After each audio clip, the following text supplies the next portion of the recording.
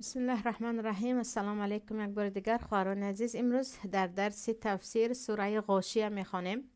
سوره که درباره احوال قیامت صحبت میکند و درباره احوال دوزخیان، سپس احوال اهل جنت و در آخر درباره چگونه نصیحت کردن و دعوت کردن که انشالله امیدوار هستم خیلی برایتان از این سوره فایده هایی هست که انشاءالله در زندگیتان از آن استفاده میکنید.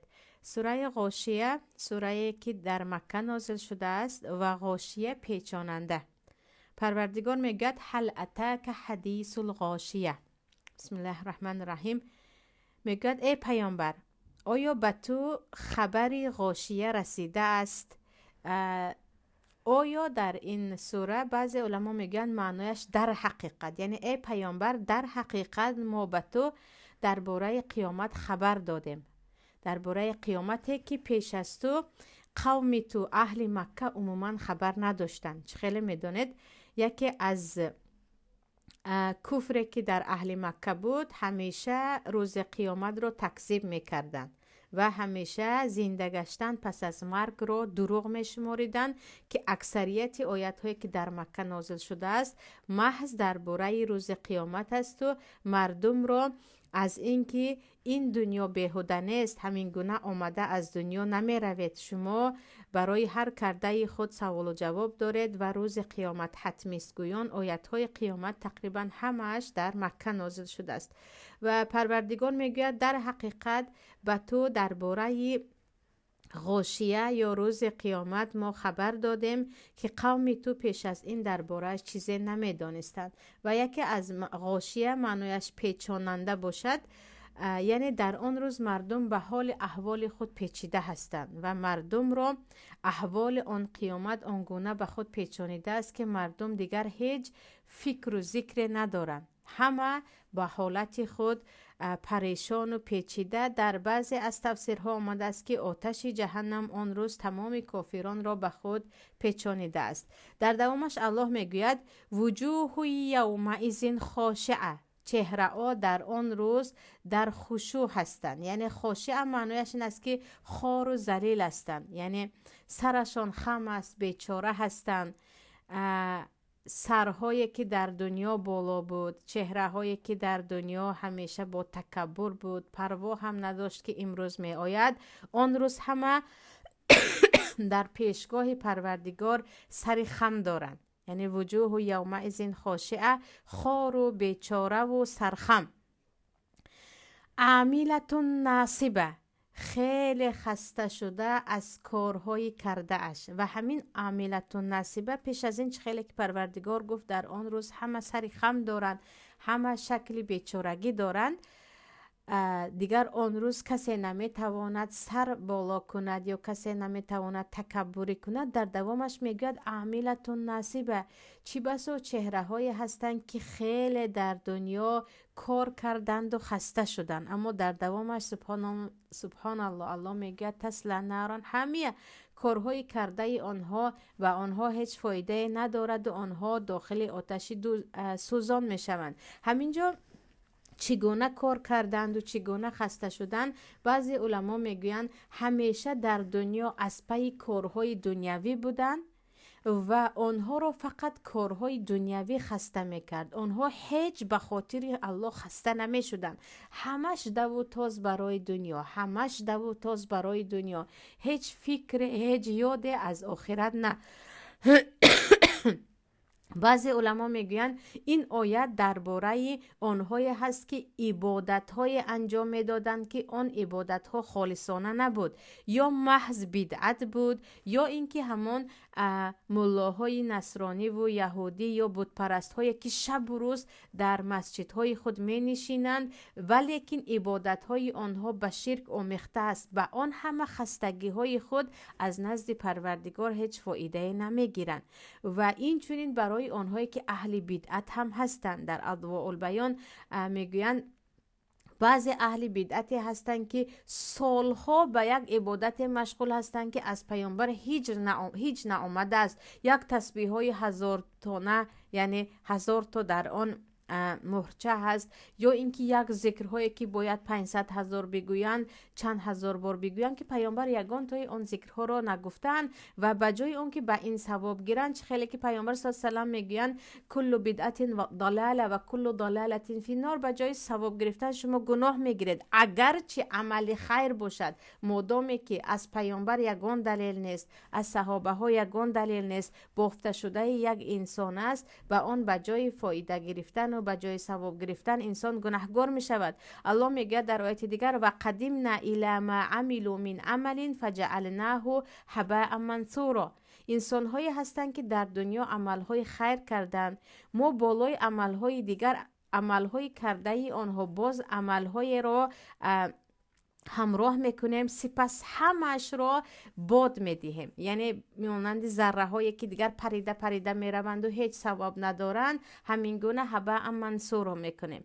و اینجا الله چی میگوید؟ انسان هایی هستند که در دنیا همیشه مشغول کار دنیا بودن، همیشه خسته، همیشه از پی کار، در آخرت آنها راست به دوزخ میروند چون هیچ یاد از عبادت نداشتند. باز انسان هایی هم هستند که در دنیا همیشه از پای عبادتن، اما عبادت هایی که بدلیل است و بدعت است و گمراهی هست، یا عبادت هایی که مثل یهود و نصرانی ها هست که آنها باید به پیامبر ایمان بیاورند و از پای نماز و روزه مثل مسلمان ها شوند و دیگر آن عبادت هایشان هیچ ثواب ندارد. در دوامش الله میگوید تسلا نارا حامیه، یعنی در دنیا اینقدر خسته بودی، این همه دو کردی که پس از مرگ راحت میکنی، اما از اینکه دوادوی های تو به خاطر الله نبود، برعکس در آخرت هم بالای تو از این هم عذاب سختتر است. الله میگوید به اینها آتشی که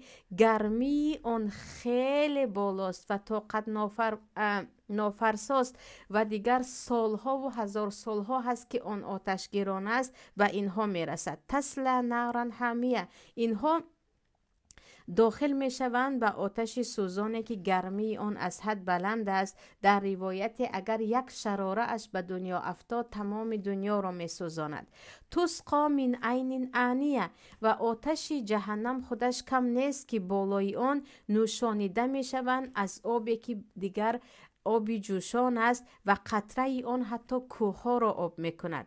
و یعنی هم در آتش دوزخ بسوزی، هم تشنه بشوی و از آبی گرمی جوشان بسوزی که دیگر آن تمام اعضای بدن تو را بسوزاند، هر لحظه اهل دوزخ تمنا میکنند که پروردگار بگذار ما بمیریم، یعنی برای خود مرگ تمنای مرگ میکنند.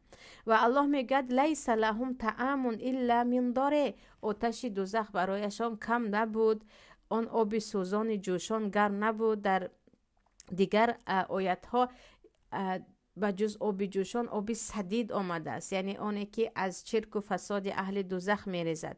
الله میگد لیس لهم طعام الا من ضرع، برای آنها هیچ خوراک وجود ندارد به جز ضرع. ضرع یک میوه خارداری هست که عرب ها این رو میشناختند، در بیابان ها میروید که حتی حیوان اگر خورد از آن میمیرد، حیوان هم به آن نزدیکی نمی کند. و الله میگوید در دوزخ برای شما خوراک هست مانند همون ضرع، خاره که آن سوزان است و از آن حتی حیوان ها میمیرند و بوی بد دارد، یعنی خیلی بوی بد دارد. در جهنم شما از همون ضرع میخورید. و خواهران عزیز، در دوزخ پروردگار ما را نجات دهد، پروردگار عملهای ما که به جنت نمیرسند، پروردگار با فضل و با رحمت و با کرمش ما را از عذاب دوزخ نجات دهد و از اهل جنت کند.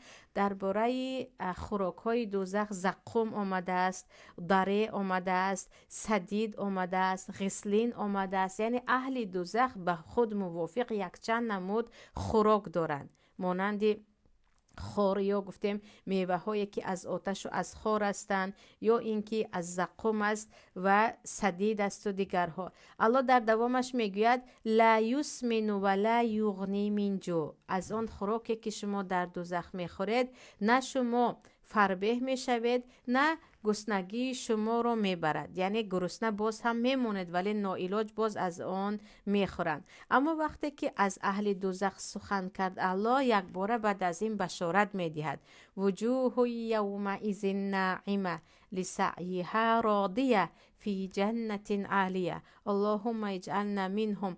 الله میگوید اما آن روز روزهای هستند که صاحب نعمت هستند، در چهره های آنها نعمت های الله دیده می شود. پروردگار ما را از اهل آنها بکند. لسعیها راضیه، به هر کوششی که در دنیا کردن راضی هستند، برعکس دوزخیان که میگویند پروردگار ما رو به دنیا برگردان، نعمل غیر الذی کنا نعمل، ما دیگر عمل های انجام دهیم که می کردیم، یعنی عمل های من رو ما تغییر میدیم، ما اهل صلاح میشویم، اهل جنت باشند. لسعیها راضیه، از کرده های خود خیلی راضی هستند. میگویند شکر پروردگار که ما عمرمان رو به بیهودگی نگذرانیدیم، ما با شرک و با دوری از الله نگذرانیدیم. شکر الله که ما از پی عبادت الله بودیم، از پی رضاگی الله بودیم، دو داشتیم به خاطر الله نه به خاطر دنیا. لسعیها راضیه، از کوشش های کرده خود راضی هستند. فی جنت عالیه، در جنت هایی که در بلندی هاست، چگونه که در حدیث آمده است جنت مکانش بالای 7 طبقه آسمان هاست و درجه بالا دارد. و در دوامش الله میگوید لا یسمع فیها لاغیه، در جنت اصل بیهودگویی نیست، در جنت دروغ نیست، در جنت همدیگر را آزار دادن نیست، در جنت غیبت و کینه نیست، در آنجا هیچ سخنی نیست که شما را بیازارد. اساساً چیزی که ما را در دنیا می آزارد این سخن مردمان است. آره، اساساً همدیگر را ما با زبان خود عذاب می دهیم، با زبان خود آزار می دهیم، با زبان خود بعضی ها را حتی به مرگ می رسانیم. و الله میگه نه، این زبان های شما در جنت دیگر اصلا بدگویی نمی کنند، لغو و بیهودگویی و مردم آزاری نمی کنند. یعنی خاطر شما جمع باشد ای اهل جنت، در جنت کسی شما را آزار نمی دهد. فیها عین جاریه، در جنت چشمه ها جاری هست، چگونه که در سوره محمد بود الله میگوید فیها عین من عسل مصفى فیها من لبن لم یتغیر طعمه، در جنت چشمه های هست که از عسل صاف است، از شراب های هست که از آن اصلا کسی سردرد نمی شود و لذت می برد. در آنجا چشمه های از شیر روان است که اصلا تغییر نمی شود. الله میگه در آنجا چشمه های روان هست. فیها سرور مرفوعه، و تخت های خوابی بالا هست، یعنی تخت خوابی که الله برای شما به خاطر این خستگی هایی که در دنیا ای اهل جنت کشیدید آماده کرده است، در بلندی ها شما تا از بلندی پایان رو ببینید. و هرچی خواهران عزیز الله به ما از جنت وصف میکند، هر چی کنیم ما تصور کرده نمیتوانیم، چون پیامبر صلی الله علیه و سلم میگویند در جنت نعمت های هست که حتی از خاطر بشر هم نگذشته است، یعنی شما تصورش رو هم کرده نمیتوانید. و اکواب موضوعه، و در آنجا جام ها به هر طرف گذاشته شده است برای آنکه هرچی از کدام آبی بخورید از آن بنوشید. و نمارق مصفوفه، و بالشت ها در آنجا ته به ته کشیده شدن یا گفتیم به ترتیب گذاشته شدن. و زرابی و مبسوسه، و تخت های برای نشستن، یعنی جای هایی که شما بنشینید در همه جا تخت ها پرتافته شده است که به کجای خواستی به آن بنشین. و این از لذت های هست که هر انسان میخواهد، یعنی تخت خواب خوشرو داشته باشد، جای نشست خوشرو داشته باشد، خوردنی ها و نوشابه های خوب داشته باشد، خادمان در اطرافش باشد که الله میگوید ای بنده های من، ای اهل جنت، ای آنهایی که در دنیا به خاطر من عمل کردید، کوشش کردید، خسته شدید که به خستگی نیست در دنیا از پی رضاگی الله بودن، من برای شما این گونه نعمت ها، این گونه استراحتگاه ها رو آماده کردم. در دوامش الله میگوید ای مردم، خصوصا شمایان ای اهل شرک مکه، اگر شما باور نداشته باشید به نعمتهای من در جنت، افلا ینظرون الی الابل کیف خلقت، مگر شما نمی بینید قدرت من را که من چگونه شتر را ساختم. و از اینکه عرب ها اساسا حیوانی که هم از گوشتش میخوردن، هم از شیرش میخوردن، هم از پوستش استفاده میکردن، همچون یک مرکب یا گفتم یک ماشین به اون سوار میشدن شتر بود. الله دیگر حیوان را نیو شتر را به آنها مثال میزند. افلا ینظرون الی الابل کیف خلقت، مگر نمی بینید که من شتر را چه خیل آفریدم، چقدر حیوانی به صبر است، هم گوشت و هم شیر و هم پوست و هم خودش در خدمت شما هست. یک کودک میده که شما یک شتر کلان را میتواند زیر فرمان خود قرار دهد که این من هستم که این شتر را فرمان روا برای شما و با این گونه نعمتهایش آفریدم. و یعنی اون چیزهایی که در جنت برای شما آفریدم همان الله هست که همین شتر را برای شما آفرید که شما یک بار به خلقت یا آفرینش شتر بینگرید. آیا کسی از بتها کسی میتواند این گونه حیوان بسازد؟ و الی السماء کیف رفعت، و نگاه نمیکنند به آسمان که پروردگار چگونه آن را همچون بام برای شما قرار داد، در بالا قرار داد که اصلا زمین و آسمان به هم نمی چسبند و آسمان با آن همه بزرگی، با آن همه کائناتی که در داخلش دارد یا گفته مخلوقاتی که در داخلش دارد، یگان زیانش برای شما نمی رسد، چون پروردگار آسمان را هم این گونه آفریده است که به آدمیزاد از آن یگان ضرر نآید. و الی الجبال کیف نصبت، و نمی بینید به زمین که من زمین را چگونه نصب کردم، یعنی جایگیر کردم در داخل کوه ها را، و نمی بینید به کوه ها که چگونه من کوه ها را در داخل زمین جایگیر کردم تا اینکه زمین پاره پاره نشود. خیلی که در سوره اما انشاءالله میخوانیم او تعده گفتگی است الله کوه ها را، یعنی میخا که کوه زمین را همچون میخ داشته می استد. الله میگوید و به کوه نگاه نمی کنید که من چگونه کوه را آفریدم، چگونه هم بالا هم پایانش در زمین است. و الی الارض کیف سطحت، و زمین را اگرچه کوره شکل است برای شما هموار جای زیست آفریدم که هیچ دیگر سیاره مثل زمین نیست. یعنی الله در اینجا قدرت‌های خود را در دنیا میگوید. اگر مخلوقات خود را در جنت به ما یادآوری کرد، اینجا از مخلوقات خود در روی زمین میگوید که بزرگی مرا در شتر، در آسمان، در کوه‌ها، در زمین ببینید. آیا کسی را که شما خدا میگویید یا آنهایی که اینقدر خود را قدرتمند میدانند، یکی از اینها را آفریده میتوانید؟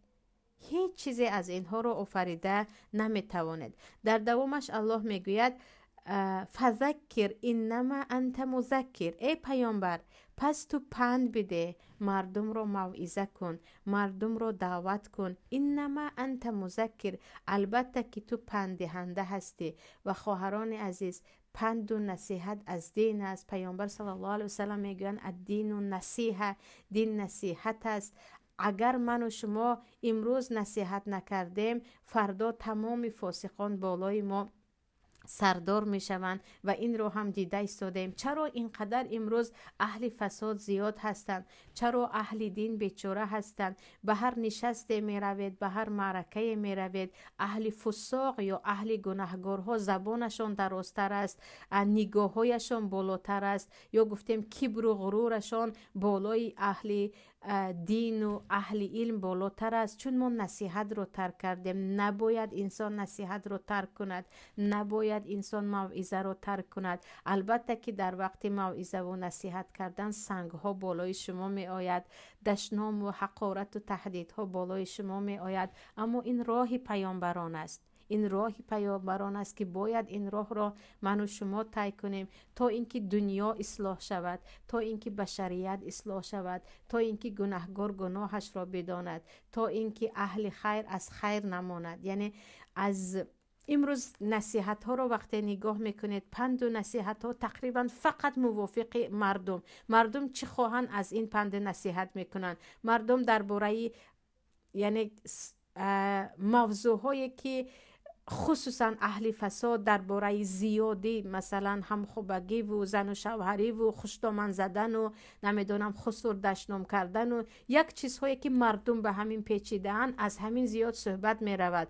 اما چقدر حرام کرده های الله هست که هر روز مردم دارن به آن آمیخته می شوند، مانند کردیت و مانند ریبا و مانند پول مردم را از هزار یک راه نیرنگ و حرام خوردن، مانند ظلم کردن به مردم، ظلم کردن به خانواده، ظلم کردن به همسایه. از اینها خیلی کم صحبت می رود. باید موعظه در جایش باشد. از حرام باید مردم بازداشت شوند و حلال را باید بشناسند و راه خیر را پیشه گیرند و این را مردم تا زمانی که کسی آنها را پند نمیدهد خود از خود نمییابند. خود از خود این راه را نمییابند. البته چه خیلی گفتم، راه نصیحت راه آسان نیست، ولی برکتی هم در دنیا دارد هم در آخرت دارد. اصلا از امر معروف کردن نباید شرم داشت، اصلا از نصیحت کردن نباید شرم داشت، فقط با حکمت باید بود. در کجا چگونه باید نصیحت کنی، به کی چگونه تذکر دهی، کی را چگونه دعوت میکنی، این را باید بدانی. برای همین الله چی میگوید؟ ادعو الی سبیل ربک بالحکمت والموعظة الحسنه.